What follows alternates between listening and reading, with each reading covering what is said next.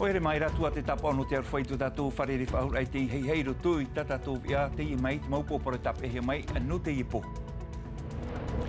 Muri piti hauru te hapa mahana whanora mai na te whenua Vietnam wata mai te pahira te dori piti te i pai mai te tauhia whatuhia te i pai Eugène Degas pahi e tamini atu i te hui rātira no Tuamutuma. Wanu te taun ua toa te maurab e aroruhira mai te ie moiha a parauhia te ia i roto i te mawhare hapira ti tauhia te mohapi te mari e ape i te maupia hira toi huara e whaohi para i te ie moiha a api. Te pohare atua tātou i te motu no rei roa i nha mahanere me te rai whaata era i awa toru e o tiputa ai tahui e aturu no te hare i te teipai te aura ti tauhia i whaohi pai te poti te riro roa e imi a fofa na te teipai.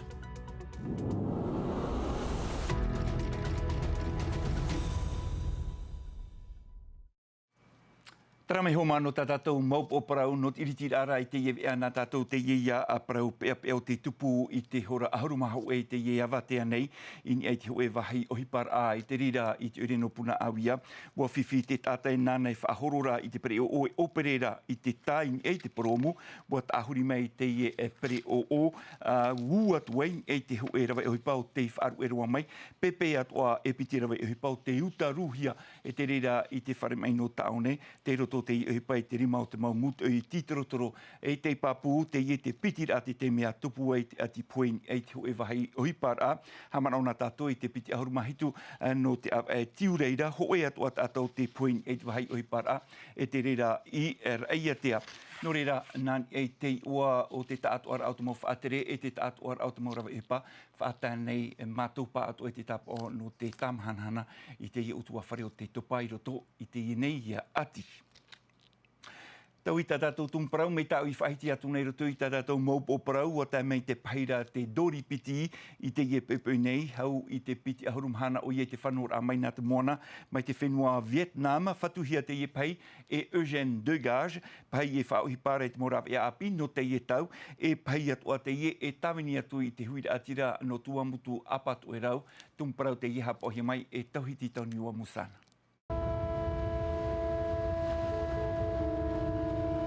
Mai ri tora hitu i awhai te ipoi nei to te dori piti tomor a mai ruto i te awa no papeete. He tu ahuruma ho e metera te roa o te ie pai api whatuhia e te a Eugène Degas. I whiwhiro whai te te waporo, o anu mea o pua a te i rawa hia me rei mataiti e nei, e o tāpēt e mana e me o no mātou te ie te. E no a hoa po untu.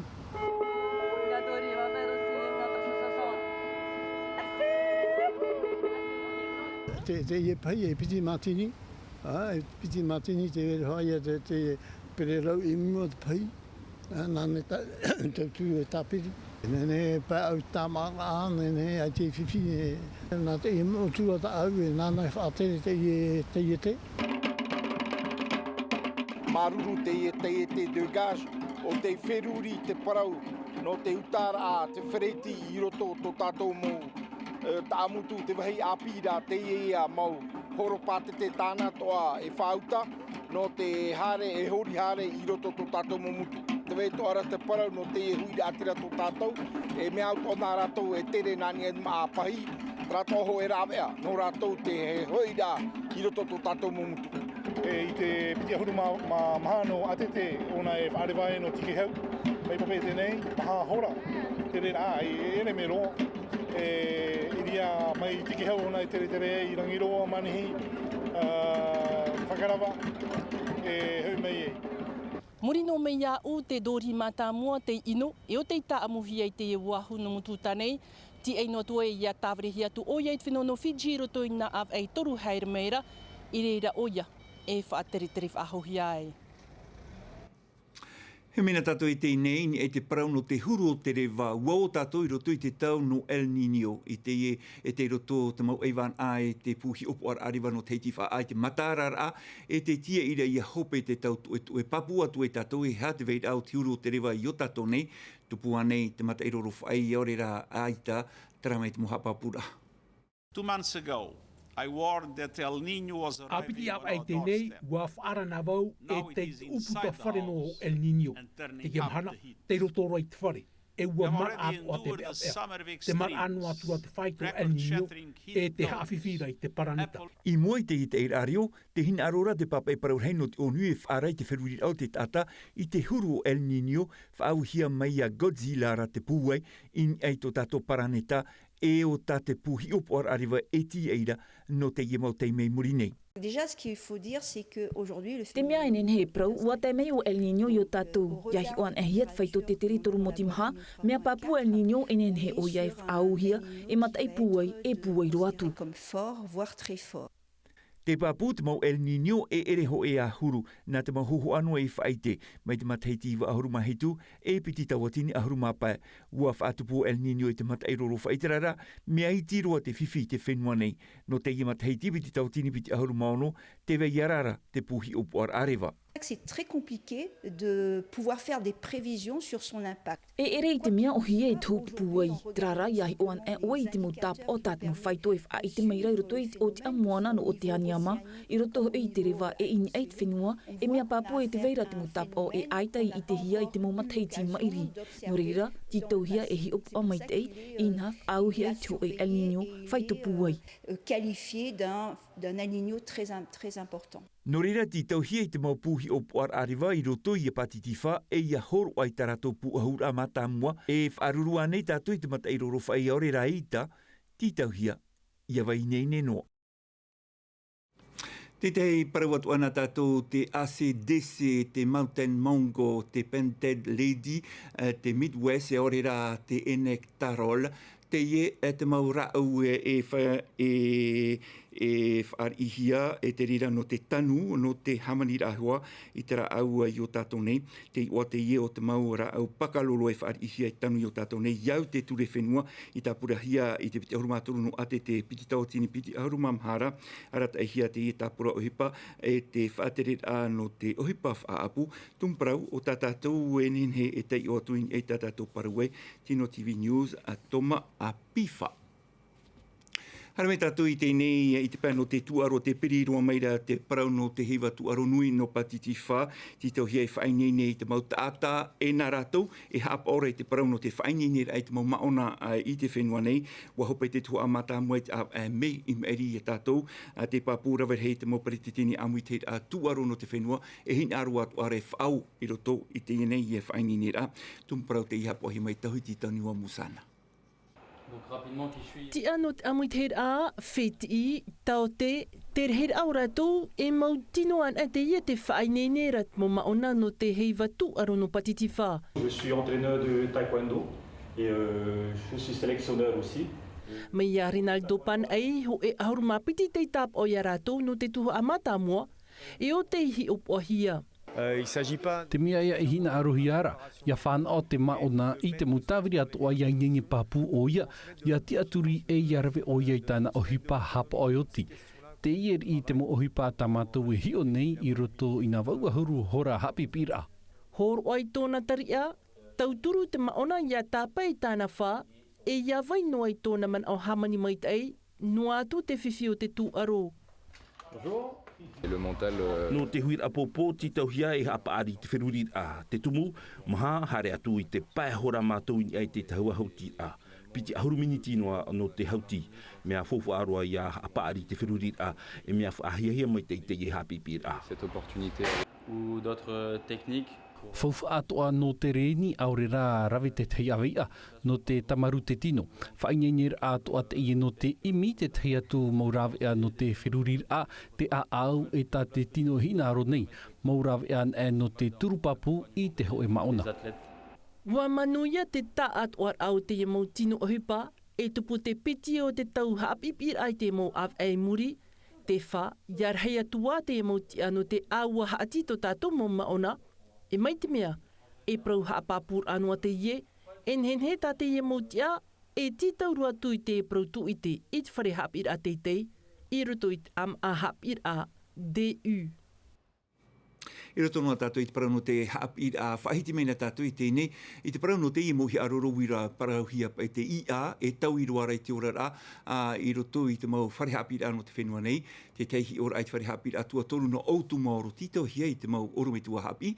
Hi of ahau I te huru hi opuar a I te rato mo piahi. Iau I hoa I te whaanhor a IA ma te haafof atua rai haapari atua. I te mau rawi no te parurur a I te mau piahi. Te mai I te mau hapapura. Tau awa e tēnei to te moha api tamari I te rā, I te tei tauhir ai roto I te tuho a papa ia te mau piahi o hie te mau whaatiara, a mai tei te arat ei rā, tararai a tei te teime whahipo hia e tatara nārtu I te orero, e I te hia te teit a e rā. E I te hia te mot a e rā. Ia whahipohi a rātou I vauvau I te teitarina hupa. E ere whahau mai I te hie te teime papa I rā. O hie e te rā. I te at o hie te teit a e rā. I roto I tā rātou tātara rā nārtu I te orero rā. E I te tū ati whahau te mo tātara rā. Le pas à l'argumentation que présentent habituellement les étudiants. No te mohap I te mari ti tau hie titi a mai tei te parau no te whaohi par a ia IA. E hara e tāno tāno e te hipai papa e hie rā pai au atu I te ora hap I rā. Ti tau hie hapua I atoa. I te pā no te whaatiar a nārtu I te orero. E I te tātou e wha ere tera e tera e whanhor anot mea, te tuha no te orero e mea whau wharoa ia. Ia wha hupat o hiara te tau ar aprau arera te aprau a. Te tuha no te tei o te hui whahu meira terawea me te pā o no e te hitu hora I te mahana hoe no te haapapu e te whaohipa mai tera te mau piahi I to rato wheruri a. C'est le plus gros danger. Te whiwhirhei, te whaahupar ai ai te mō pāhonor a ma te ore e tupu te eitawir ai ni eiho. Aure rā ti tau I te ho e whanhor a pāpu, I au te pāhonor a te IA. La réponse de l'IA. IA ho e te irab e hau atu I te whaahia hia. I te tua toru ti tau hia hap I meit ei, e nā hia ia whaohipa e I mua I te nur au te irab e api ti tau atua hia I te whare hapi ra e I haa mau I tāna hio momohi arorowira. Te whahepo mai rā te IA I te mō hap I tamari e ia whenuri te mō rāp e au taratu e kia eira. E te mō pahonor a in e te mō whiwhi te pēo te mō hap I rā e te mō whanhor a in hen he whanho I rutu I te tuhu au te hau. Te pāpū, ti tau hia e hap o mai te eit parau no te whaohipar ai te irab ia IA, ia paruru atoa hiera no te mai te o te ta atoa a. Pau tātou I te inei huahine te whainenera te tātira au te mau matahia pō, te papatea, te heheu a tapuora no matairia. E rewa tū e te rira I te whenua au te arua, I te iei hua hope a mataitine, e te re te ie no te mataiteira I te ie whenua, e mai te mau tere atua ti tau hia namuaroa e imi I te teitapura fofa. Au wharere rohi atu ratu e matai horei. Te tea te e putuputur ana te taatir a te pupatea te heu tapuora no matairia e te whare oere nei. Piri tāneri pāhuru rātou matahia pō, ta amuhi e te e taatir a. E te e o te moti a mataina aia. E reno tēnei, warawe e me nā mātou, nā tūhua tara mo tubi te teitui I orahia mai, I roto I te mō tere tā rātou here mei, warawe anei whenua New Terani, warawe atu anei te whenua Aotearoa, e mea nanua e Hawaii, tāro mea te mahana, ti roto wa mātou te te rāpea, no te rewa ahau I te whenua New Terani, no te hopea mataiti. Whanana tērā I tātou mō matahia pō? Whanana tātou te mara matahia pō, e te mi rātou tō tā rāpea, no te henhe tō rātou, hare nā rāpea, no te whaitia tō rāhea, ia mai te inoa tātou, rātou atu e rutui tō rātou rā, te mō mahana tātou te atoa. Tā rātou opuar a, e te rea I Aotearoa. Ti tau mātui tui tara whaito, ro ahia ai, tui tu au wirioni, ro amai ana, no te tauturu rei tōna tere, no te mea, tō mātou whaito, ti te whaito, pēhauru maono rea a mātou e no tā tere. Tā anō atu I tōna mau tere paraufof atu te I taatir a, I roto I te orar a oire te nun a, no te e whenua. Tara mehi uhine e rewarua tātou I tēnei te motu nor eirua no te whahopera e te iewe ana tātou. E te mei tātou, mahaneri metera e whata ere iawa toru e o tiputa aita e aturu te aurara ti tau hia ie tarhau te poti no te whano I te tei atu pē e warirorua te iewe anhorai imir a fofa papu na te tei pē mei te apapu hia mai Jessica Duse.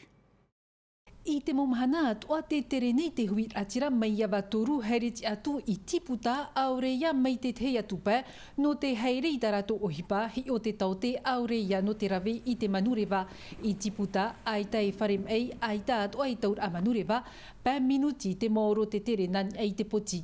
I reirua nei, wariro te poti ei whaura au whawharoa I te mahana atua. Me whawharoa no mātou no tiputa no tari o ia watoru, nā mua I taura manurewa, te taote ane, te wharetoa, ora no tari I te mea gazual, tara mo mea, bije mātou e hari o mai. No te mo utua whare aita e poti, ho e noa ia rawia e rave I te taxi boat. Te reit au te atai o nei te rave nei hoa ratu I te taxi boat. Ta inoa tup e te ye mo utua whare e poti to rato. Mait e an e te mahana mait e atua ia te tere, ia puei te wawe a e whiwhir I hoa ia trara e rawia papu te ye no te whano mai te ye atu motu haret atu I te tei motu e rawia papu atua no te huir atira. Hora hitu e te awha I te pöpöi te tere matamua e haamatai I te pöpöi ho e te rera I te awhahora te I tarenahia, ho e I te mauhora atua I te awatea, te ie te rawia no te nati I te huir atira o na motu e piti. E meit pe ue aita te ye mo taxi boat. Me whiwhiro ia no mātou, ai te pe mea whaura o ahau no tjare. Bije ia imi tāta ne tenenhea ne tauturu ae. Trat pe au mai te roi o nei. Nei tiputa tau parau nei, me tauturu ro tāta I te tāta. I reirua e ere noa te poti I te utara a mai te pere o wirara te huru, e moi a fof aruara no te ora mai te au te huir atira o te ye momotu atea. Ho tātou wata I roa tu e te ia parau pea pea ua wharu e mei te tātaro Michelle Cops inan hei nei mahana piti muri e te teim e moro e whaatere te heito te ia no te awhata te ata porini te atei e no te puawhata te ata no te aramona no rira nani e te ua o te mo whaatere te mo rawa e hupa ta atua no tino TV ne te whaatea nei matou I te tapu o no te arwhai te tamahanahana I te utua wharewhiti. Traho ma hope roa tatatou e ano te iporoto no am ate me ti te ere frani hapo hi mai ate na milkam me te peu te rahora te tama ara oto e mai te ita oto tama ara a te roa irhei parhei. E haa pururu hia te ewe a ini a I te tahua natirara a Tino TV.